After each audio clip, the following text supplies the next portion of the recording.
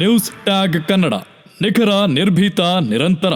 ನನ್ನ ಸಂಜೆ ಮಾಜಿ ಸಚಿವ ಶಾಸಕ ಜಿ ಜನಾರ್ದನ್ ರೆಡ್ಡಿಯವರ ಒಡೆತನದ ಖಾಸಗಿ ಲೇಔಟ್ ಜಿ ಸ್ಕ್ವೇರ್ನಲ್ಲಿರುವ ಮಾಡೆಲ್ ಹೌಸ್ನಲ್ಲಿ ಬೆಂಕಿ ಹೊತ್ತಿ ಹುರಿದ ಘಟನೆ ಭಸ್ಮ ರಾಜಕೀಯಕ್ಕೆ ಎಡೆಯಾಗಿತ್ತು. ಈ ಮಧ್ಯೆ ಬಿಜೆಪಿಯವರು ಈ ಘಟನೆಯನ್ನ ಖಂಡಿಸಿ ತಡರಾತ್ರಿ ರಾಯಲ್ ವೃತ್ತದಲ್ಲಿ ಮಾಜಿ ಶಾಸಕ ಜಿ ಸೋಮಶೇಖರ್ ರೆಡ್ಡಿಯವರ ನೇತೃತ್ವದಲ್ಲಿ ಧರಣಿ ಕೂತಿದ್ದರು.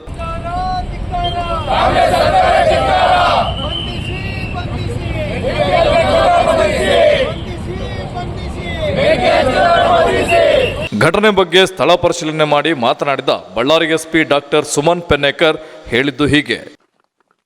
ನಿನ್ನೆ ರಾತ್ರಿ ಸುಮಾರು 10:30 ಗಂಟೆ ಸುಮಾರಿಗೆ ಒಂದು ಬಳ್ಳಾರಿ ರೂರಲ್ ಲಿಮಿಟ್ಸಲ್ಲಿ ಮನೆಗೆ ಯಾರೋ ಅಪರಿಚಿತ ವ್ಯಕ್ತಿಗಳು ಬಂದು ಬೆಂಕಿ ಹಾಕಿದ್ದಾರೆ ಅನ್ನೋದ್ರ ಬಗ್ಗೆ ಒಂದು ದೂರು ನಮಗೆ ರಿಸೀವ್ ಆಗುತ್ತೆ. ಆ ದೂರಿನ ಮೇರೆಗೆ ಒಂದು ಪ್ರಕರಣ ಬಳ್ಳಾರಿ ರೂರಲ್ ಲಿಮಿಟ್ಸಲ್ಲಿ ಈಗಾಗಲೇ ನಿನ್ನೆ ರಾತ್ರಿ 10:30ಗೆ ದಾಖಲಾಗಿದೆ. ಸೊ ಆ ಪ್ರಕರಣದ ತನಿಖೆಯನ್ನು ನಾವು ಕೈಗೆತ್ತಿಕೊಂಡು ಸ್ಥಳ ಪರಿಶೀಲನೆ ಮಾಡಿ ಸೋಕೋ ಟೀಮ್ ಈಗಾಗಲೇ ಸ್ಥಳಕ್ಕೆ ನಿನ್ನೆ ರಾತ್ರಿ ಒಂದು ಪ್ರಿಲಿಮಿನರಿ ಒಂದು ಅಸೆಸ್ಮೆಂಟ್ಗೋಸ್ಕರ ಬಂದಿದ್ದು, ಈಗ ಬೆಳಗ್ಗೆ ಮತ್ತೆ SOCO team in depth analysis ಮಾಡಿ ಏನು ರಿಕ್ವೈರ್ಡ್ ನಮಗೆ ಅಲ್ಲಿ ಕಂಡು ಬರ್ತಾ ಇರುವಂಥ ಎವಿಡೆನ್ಷಿಯರಿ ವ್ಯಾಲ್ಯೂ ಇರುವಂಥ ಮಟೀರಿಯಲ್ನ ಸೀಸ್ ಮಾಡುವಂಥದ್ದು ಮಾಡ್ತಾರೆ. ಹಾಗೆ ನಾನು ಕೂಡ ಈಗ ಸ್ಥಳಕ್ಕೆ ಭೇಟಿ ಕೊಟ್ಟಿದ್ದು, ಮೇಲ್ನೋಟಕ್ಕೆ ಆ ಮನೆ ತುಂಬ ವರ್ಷಗಳಿಂದ ಒಂದು ಅಬ್ಯಾಂಡನ್ಡ್ ಪರಿಸ್ಥಿತಿಯಲ್ಲಿ ಇದೆ ಅನ್ನೋವಂಥದ್ದು ಕಂಡು ಬರ್ತಾ ಇದೆ. ಕೆಲವೊಂದೆಲ್ಲ ಗಾಜು ಪುಡಿಗಳಾಗಿರುವಂಥದ್ದು ಅಥವಾ ಕಸ ಬಿದ್ದಿರುವಂಥದ್ದು, ಮೇಲೆ ಫಸ್ಟ್ ಫ್ಲೋರು ಸೆಕೆಂಡ್ ಫ್ಲೋರಲ್ಲಿ ಇದ್ದಿದ್ದೆಲ್ಲ ನೋಡಿದ್ರೆ ತುಂಬ ವರ್ಷದಿಂದ ಇಲ್ಲಿ ಯಾರೂ ವಾಸ ಇಲ್ಲ ಅನ್ನುವಂಥದ್ದು. ಮತ್ತು ಇಲ್ಲಿ ಯಾವುದೋ CCTV ಆಗಲಿ ಯಾವುದೇ ಒಂದು ಸೇಫ್ಟಿಗೆ ಅಂಥೇಳಿ ಸೆಕ್ಯೂರಿಟಿ ಗಾರ್ಡ್ ನೇಮಕ ಮಾಡಿಕೊಂಡಿರೋದಾಗಲಿ ಯಾವುದೂ ಇಲ್ಲಿ ಕಂಡು ಬರ್ತಾ ಇಲ್ಲ. ಸೊ ಈ ಒಂದು ಏನು ಪ್ರಾಪರ್ಟಿ ಇದೆ ತಮಗೆಲ್ಲ ತಿಳಿದಂತೆ ಜಿ ಸ್ಕ್ವೇರ್ ಅಂತ ಒಂದು ಲೇಔಟ್ದು ಮಾಡೆಲ್ ಹೌಸ್, ಇಲ್ಲಿ ಯಾರೂ ವಾಸ ಇರ್ತಾ ಇಲ್ಲ. ಇದು ಒಬ್ಬರು ಎಲೆಕ್ಟೆಡ್ ರೆಪ್ರೆಸೆಂಟೇಟಿವ್ ಅವರಿಗೆ ಸಂಬಂಧಪಟ್ಟಂಥದ್ದು, ನಮಗೆ ತಿಳಿದಂತೆ ಜನಾರ್ದನ್ ರೆಡ್ಡಿ ಅವರ ಫ್ಯಾಮಿಲಿಗೆ ಸಂಬಂಧಪಟ್ಟಂಥದ್ದು ಅಂತ ದೂರಿನಲ್ಲಿ ಈಗಾಗಲೇ ತಿಳಿಸಿದ್ದಾರೆ.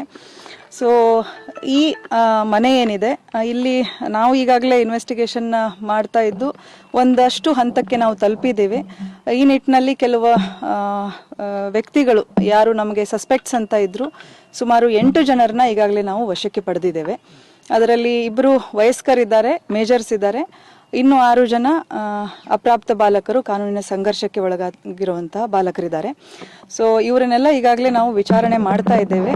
ವಿಚಾರಣೆಯಿಂದ ಪ್ರಿಲಿಮಿನರಿ ವಿಚಾರಣೆಯಿಂದ ಪ್ರೈಮಾ ಫೇಸಿ ನಮಗೆ ತಿಳಿದು ಬರ್ತಾ ಇರುವಂಥದ್ದು ಏನಂದರೆ, ಇವರೆಲ್ಲರೂ ಇಲ್ಲಿ ಒಂದು ರೀಲ್ಸ್ ಮಾಡ್ಕೊಳ್ಳುವಂಥದ್ದು ಮತ್ತು ಫೋಟೋ ಶೂಟ್ ಮಾಡ್ಕೊಳ್ಳುವಂಥದ್ದು, ಈ ಒಂದು ಕಾರಣಕ್ಕೆ ಈ ಮನೆಗೆ ಆಗಾಗ ಭೇಟಿ ಕೊಡ್ತಾ ಇದ್ದಂಥದ್ದು. ಮತ್ತು ತುಂಬ ಜನ ಹುಡುಗರು ಅವಾಗವಾಗ ಬರ್ತಾ ಇದ್ರು ಅಂತ ಒಂದು ವಿಷಯ ನಮ್ಮ ಗಮನಕ್ಕೆ ಬಂದಿದೆ. ಸೊ ಫೋಟೋಸ್ ತೆಕ್ಕೊಳ್ಳೋಕ್ಕೆ ಅವರು ಫಸ್ಟ್ ಫ್ಲೋರು ಮೇಲೆ ಟೆರೆಸು ಅಲ್ಲೆಲ್ಲ ಹೋಗಿ ಸನ್ಸೆಟ್ ಫೋಟೋಸ್ ತೆಕ್ಕೊಳ್ಳುವಂಥದ್ದು ಮಾಡಿದ್ದಾರೆ. ಇವನ್ನ ನಾವು ಕೆಲವೊಂದು ಅವರ ಮೊಬೈಲಲ್ಲಿ ನಾವು ಪರಿಶೀಲನೆಯಿಂದ ತಿಳಿದು ಬಂದಿರೋವಂಥದ್ದು.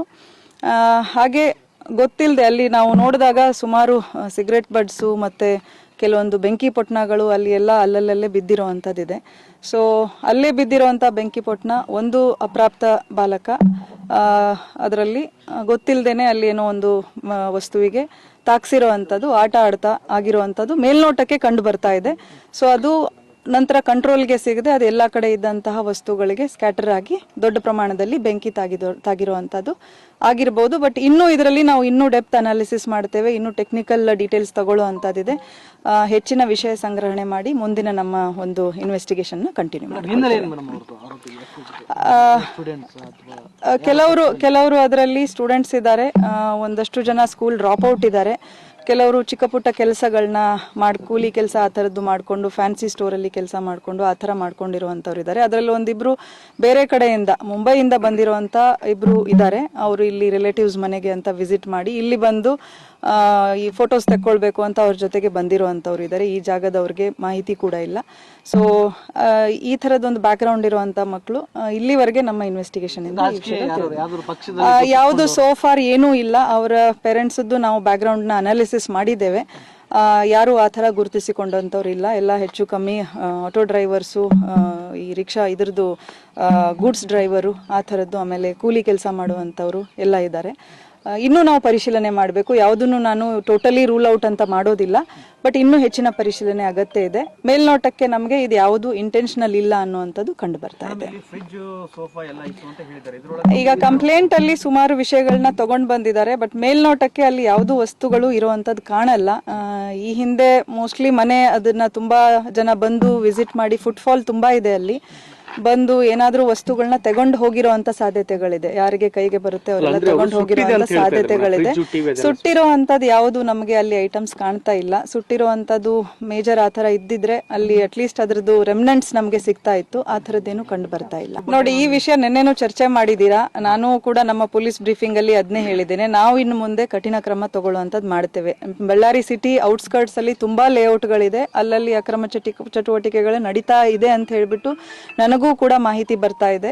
ನಾವು ಹೆಚ್ಚಿನ ಗಸ್ತು, ರಾತ್ರಿ ಗಸ್ತು ಇರ್ಬೋದು, ಈವ್ನಿಂಗ್ ಟೈಮ್ ಅಲ್ಲಿ ಗಸ್ತು ಮಾಡುವಂತದಿರ್ಬೋದು, ಇಂಥ ಜನ ಓಡಾಡುವಾಗ ಯಾರು ಇಂಥದ್ದು ಮಾಡ್ತಾರೆ, ಅಬ್ಯಾಂಡನ್ಡ್ ಪ್ಲೇಸಸ್ ಇರ್ಬೋದು, ಲೇಔಟ್ಗಳಿರ್ಬೋದು, ಅಪ್ಕಮಿಂಗ್ ಲೇಔಟ್ಗಳು, ಅಲ್ಲಿ ಹೆಚ್ಚಿನ ಪೊಲೀಸ್ ಪ್ರೆಸೆನ್ಸ್ ನಾವು ಎನ್ಶೂರ್ ಮಾಡಿಕೊಂಡು ರೌಂಡ್ಸ್ ಮಾಡ್ತೀವಿ.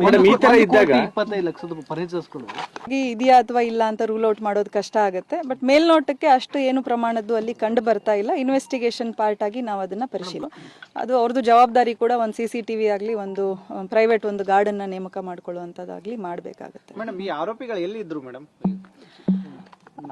ಈಗ ನಮಗೆ ನಮ್ಮ ತಂಡಗಳು ಏನಿತ್ತು, ಇದು ಇನಿಷಿಯಲ್ ನಮಗೆ ಈ ತರ ರಿಪೋರ್ಟ್ ಆದ ತಕ್ಷಣ ತುಂಬಾ ಬಳ್ಳಾರಿ ರೂರಲ್ ಸ್ಟೇಷನ್ ಆಗಲಿ ಮತ್ತೆ ಸೂಪರ್ವೈಸರಿ ಆಫೀಸರ್ಸ್ ಆಗಲಿ ತುಂಬಾ ಪ್ರೋಆಕ್ಟಿವ್ ಆಗಿ ಕೆಲಸ ಮಾಡಿದ್ದಾರೆ. ನಮ್ಮ ಕ್ರೈಮ್ ಟೀಮ್ ಇರ್ಬೋದು, SB ಇರ್ಬೋದು, ಪೊಲೀಸ್ ಆಫೀಸರ್ಸ್ ಇರ್ಬೋದು, with the supervision of additional SP, DSP ಎಲ್ಲಾನು ತುಂಬಾ ಆಕ್ಟಿವ್ ಆಗಿ ಕೆಲಸ ಮಾಡಿ ಆ ಹುಡುಗರನ್ನ ಇಮಿಡಿಯೇಟ್ ಆಗಿ ಪತ್ತೆ ಮಾಡಿರುವಂಥದ್ದು. ಯಾಕಂದ್ರೆ ಕೆಲವೊಂದು ಫೋಟೋಸ್ ನಮಗೆ ಸಸ್ಪೆಕ್ಟ್ ಅಂತ ಆ ಮೂಮೆಂಟ್ ಅಲ್ಲಿ ಸಿಕ್ಕಿರುವಂಥದ್ದಿತ್ತು. ಆ ನಿಟ್ಟಿನಲ್ಲಿ ಪರಿಶೀಲನೆ ಮಾಡಿದಾಗ ನಮಗೆ ಹುಡುಗರು ಎಲ್ಲಿದ್ದಾರೆ ಅನ್ನುವಂಥದ್ದು ಪತ್ತೆ ಆಗಿದೆ.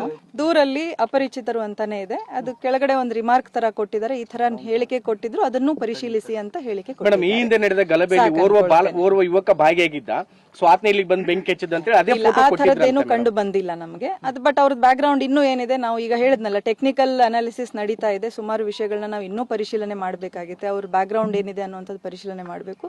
ಅದು ಇನ್ವೆಸ್ಟಿಗೇಷನ್ ಅಲ್ಲಿ ಹಂತ ಹಂತವಾಗಿ ಗೊತ್ತಾಗುತ್ತೆ. ಇನ್ನಿತರ ಸುದ್ದಿಗಳಿಗಾಗಿ ಕೂಡಲೇ ಸಬ್ಸ್ಕ್ರೈಬ್ ಮಾಡಿ ನ್ಯೂಸ್ ಟ್ಯಾಗ್ ಕನ್ನಡ.